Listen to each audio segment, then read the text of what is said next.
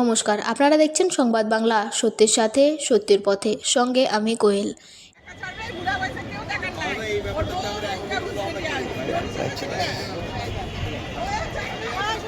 এবার এক বুথেই একযোগে নোটিশ পেল 617 জন ভোটার। ঘটনাটি মালদা জেলা স্কুলে অনুষ্ঠিত এসআইআর শুনানি কেন্দ্রকে ঘিরে। সকাল থেকেই চরম ভোগান্তির শিকার হন সাধারণ মানুষ। ঘটনাটি মালদহের ইংলিশ বাজার পৌরসভার 15 নম্বর ওয়ার্ডের 163 নম্বর বুথের।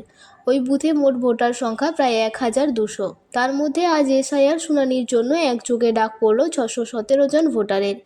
কারো নামের বানান ভুল, কারো বাবার নামের সঙ্গে গরমিল। এইসব কারণ দেখিয়েই পাঠানো হয়েছে নোটিশ পেয়ে সারদাপল্লী, মিরচক, কারবালা সহ একাধিক এলাকার ভোটাররা সকাল থেকেই মালদা জেলা স্কুলে হাজির হন। দীর্ঘ লাইনে দাঁড়িয়ে থাকতে হয় সকলকেই। চরম হয়রানির ছবি সামনে আসে যখন মাত্র 7 দিন আগে সিজারিয়ান অপারেশনের মাধ্যমে কন্যা সন্তানের জন্ম দেওয়া এক প্রসূতি মাও শুনানিতে হাজির হন।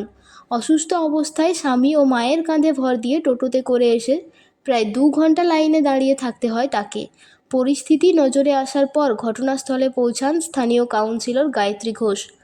তার হস্তক্ষেপে শেষ পর্যন্ত ওই প্রসূতি মা সহ কয়েকজন ভোটারের সমস্যার সমাধান হয়। এই ঘটনার প্রতিবাদে সাধারণ ভোটারদের পাশাপাশি তৃণমূল কংগ্রেস নির্বাচন কমিশনের ভূমিকা নিয়ে প্রশ্ন তুলেছে। যদিও এই ইস্যুতে পাল্টা তৃণমূলকে কটাক্ষ করতে ছাড়েনি বিজেপিও। এসআইআর শুনানি নিয়ে প্রশাসনের ভূমিকা ও প্রস্তুতি নিয়ে নতুন করে বিতর্ক শুরু হয়েছে রাজনৈতিক মহলে।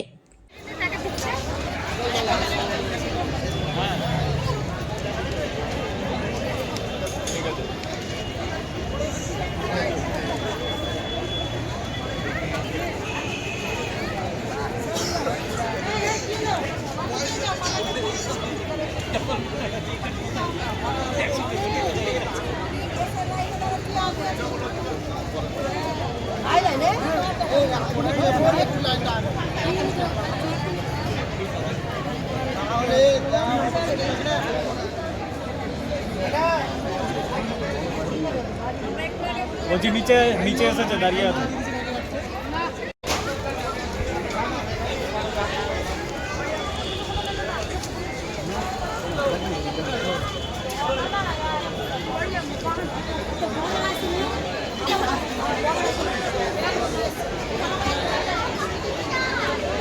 পাপা দাঁড়িয়ে আছে।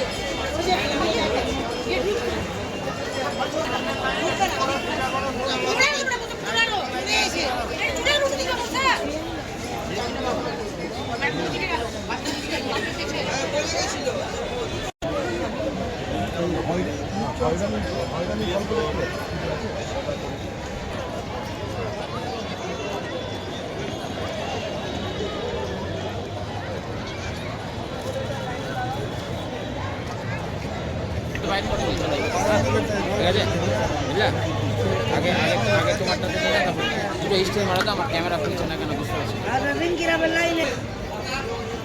খুলেছে অরিন্দম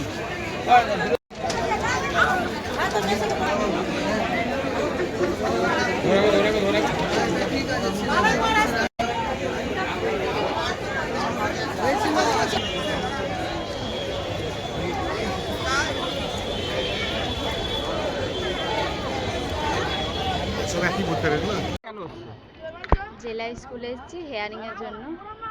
7 দিন আগে সিজার হয়েছে, 1 ঘন্টাতেই দাঁড়িয়েছিলাম।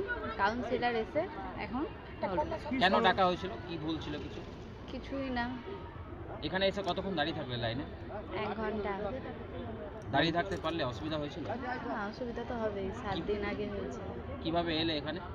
টোটোতে। তোমার কি ভুলটা কি ছিল বলেছো কিছু এখানে?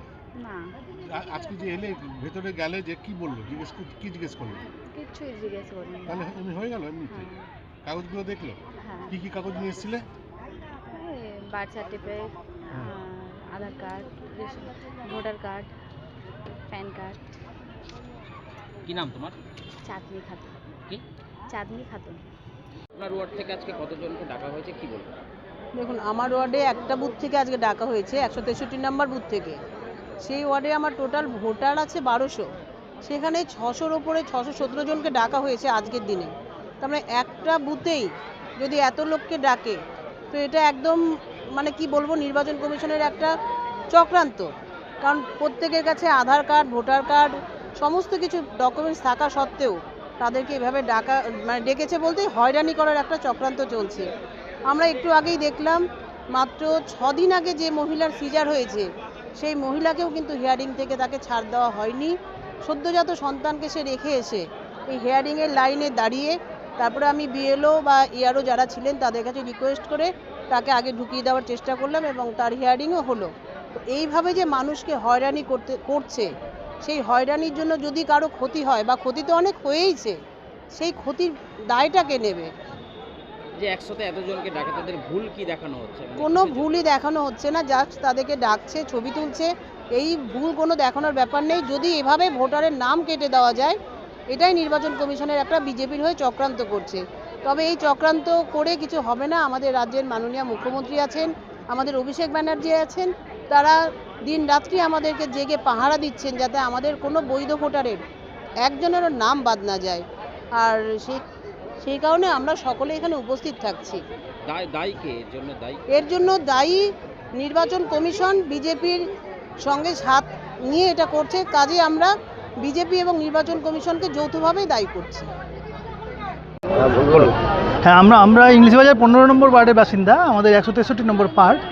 আমাদের এখানে নোটিশ বেশ কয়েকবারই এসছে। যত ভোটার তার প্রায় 50% ভোটারকেই ডাকা হচ্ছে, এবং অধিকাংশেরই হচ্ছে টাইটেলটা আগে পিছিয়ে, বা কারো হয়তো টাইটেলটা ছিল না 2002-এ। 2002-এ নির্বাচন কমিশন যে ভুলগুলো করেছিল তার মাসুল আমাদেরকে দিতে হচ্ছে এসে লাইনে দাঁড়িয়ে। এটাই দুর্ভাগ্যের আর কি। নাহলে আমাদের এই কাজটা কিন্তু ইচ্ছে করলেই নির্বাচন কমিশন বুথে বুথে করিয়ে নিতে পারতো, বা বাড়ি বাড়ি গিয়ে বিএলওকে দিয়েও করিয়ে নিতে পারতো। এত হয়রানি মানুষকে করানোর কোনো যুক্তি নেই। এই জন্য দায়ী কে? মানে এই যে হয়রানি এত হচ্ছে, দায়ী আমি কাউকে নির্দিষ্ট করে করছি না। যারা এখন করাচ্ছে কাজটা, যেমন নির্বাচন কমিশন, তো অবশ্যই দায়িত্ব নিতেই হবে তাকে। আপনারা কি হয়রানির শিকার হচ্ছে? অবশ্যই হয়রানি তো হতেই হচ্ছে। সমস্ত কাজকর্ম ছেড়ে এসে লাইনে দাঁড়িয়ে থাকতে হচ্ছে মানুষকে। কারো বাড়ি কেউ অসুস্থ, বয়স্ক মানুষ ইত্যাদি। তো বয়স্ক মানুষের ক্ষেত্রে কিছুটা সুরাহা হয়েছে, যে অথরাইজেশন দিলে হয়ে যাচ্ছে, এই আর কি। আপনার নাম? আমার নাম শাহনওয়াজ আবেদিন।